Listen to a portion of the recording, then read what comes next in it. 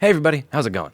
So as I've been talking about for the past few months with regards to the new storage construction and everything, I had this crazy idea of doing things right from the beginning, which would just get totally, completely lambasted and destroyed. But we've managed to make a great place out of this anyway. And one of the things that I was talking about in a video that I did a month ago is that random people in Discord were doing a better job of designing the space than a design firm that had a $7,250 contract with, that I had paid somewhat close to 50% upfront for the work. I had also talked about that in the video where I showed their design, which was going to be over $7,000 worth of work, compared to a design that a guy who watches my videos named Jeff put together for free. And most of the people seem to have kind of a swapped idea as to which one was free and which one was over $7,000. Long story short, I asked for a refund. They said that there'd be a check in the mail. That was several months ago, so now we move on to commercial claims. As my dad always used to say, there are three great lies that men tell. Your check's in the mail, I pay all my taxes, and I promise I won't come in your mouth. And I don't really want this video to be about the architect or any of that. I kind of like it to be about just the experience of living in New York City, doing business in New York City, dealing with the government in New York City. I'm surprised that people took as much of an interest as they did to that video I did the other day about the Department of Consumer Affairs and how it took 3 months just to get an address changed on my license. And I talked a little bit about how that's going to affect small business and also how that's going to affect a newbie's ability to start a business if they have a boss who's an asshole and they want to go out on their own, because that's how my business started. Now, the first thing I need to do here is look up how to go to small claims court in the city, because my deposit was $3,125. So this is not going to be, this is not like a $20,000 or $50,000 thing. I could go to small claims court. Now, since this is a business-to-business transaction, according to nycourts.gov, this is going to be commercial claims. It says to begin an action as a commercial claim, a person representing a corporation, partnership, or an association must come to the commercial claims office and fill out a statement of claim. Click on locations to find out where to go. Click on court fees to find out the cost of beginning an action. Now, it's kind of important to find out the cost of beginning an action because they don't take credit cards and they don't take checks. They only take cash, exact change, certified check, money order, or bank check. And to get a certified check, money order, or bank check, I need to do that outside of the building. I can't write that up in the building. I need to go to a Chase Bank or a Western Union to have this put together. Now, what you may notice over here on this page is that on their list of court fees that's listed in the commercial claims page, it doesn't actually tell you how much money it is. So I need to have exact change, but I don't know the amount that it's going to cost until I show up at the building. This is just one of those lovely little pieces of New York City government that, I mean, if you're a small business owner, you would never be able to get away with this and stay in business.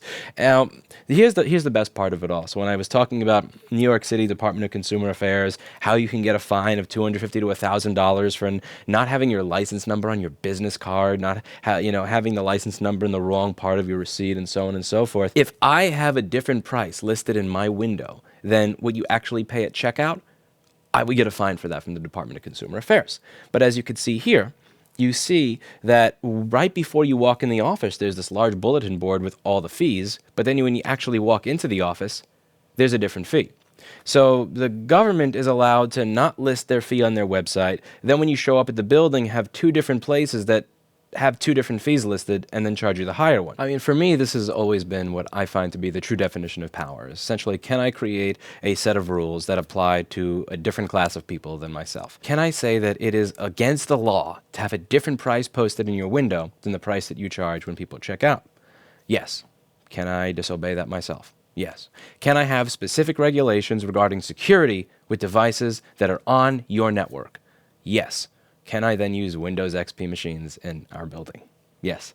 It is interesting, but it's something that I don't know. I really don't know what to say. It always just kind of makes me smile when I have these experiences, because the level of hypocrisy required to have these rules and then just who gives a shit when it comes to applying them to themselves is something that seems to be a cornerstone of New York City governance. But above all, the part that I find just great is that they can't make it an even amount. So you're required to show up with exact change. And they're not going to make it $30. They're not going to make it $20 or $25 or even $50. They have to make it $31.25 to make it as difficult as humanly possible for you to be able to do business, because they need exact change. They're not going to act as a cashier. So if you show up with $50 bill, can't help you. You show up at $35, can't help you. You need $31.25.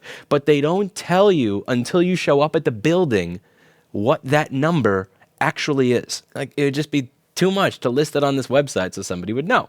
But the thing is, now this is how this is usually going to work. Someone's going to show up at the office, not know what the exact change amount is, hear that, have to go back out, show up to the post office or Western Union or Chase, get a money order made, and come back. And what does that mean? It means they're probably going to procrastinate or put it off or just not do it. Because if you put enough roadblocks in between a person and getting a task done, they're likely going to procrastinate or not do it. Now, I can't do that as a business because I need paying customers to stay in business. I need people to choose that they want to do business with me over the tens of thousands of other businesses that do the exact same thing that I do, or I go out of business, I starve, and my kitty starves along with me. That's the way it works. I need to be able to encourage customers to show up. I need to make things as convenient as humanly possible.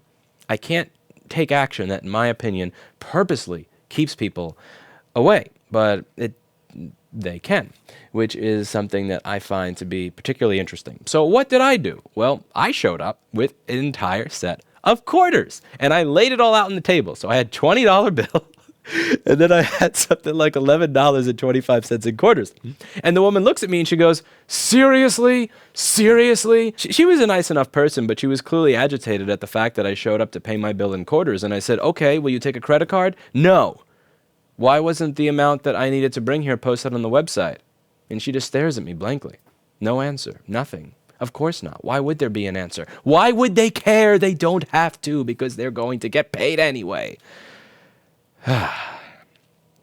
Beauty of New York City government. Anyway, the clerk that I spoke with actually did have, outside of having the clear aggravation of having to count my quarters, was actually very kind, very nice, and was more than happy to push through my case. I have a court date of April 7th, and what I'd like to find out is if I'm actually allowed to record the court case, because I think it would be really fun if we could kind of, have like season 5 or 6. So we've got Rossman real estate, Rossman lobbying, Rossman board repair, Rossman small claims court. Like, I just think this would be incredibly fun. So I'm actually going to ask if we're allowed to record.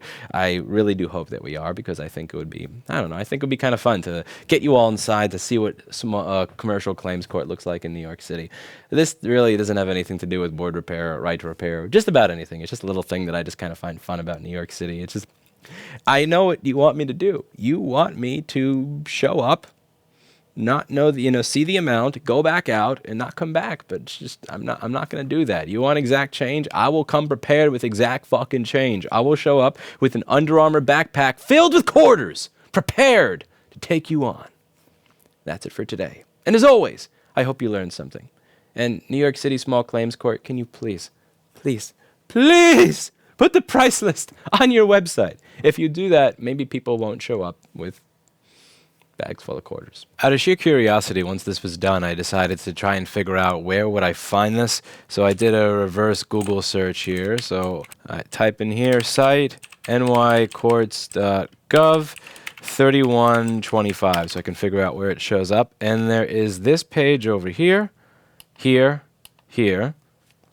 But this is 6th J.D. Ithaca City Court, Tompkins County. And you can see there it says fee schedule over here. However, if I go to the normal nycourts.gov site that I found for me, that page isn't there. So newyorkcourts.gov, New York City Small Claims Court, Commercial Claims and Consumer Transactions.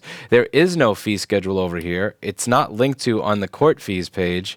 And when you go to links, there's no link here to that fee schedule page, which is just well done.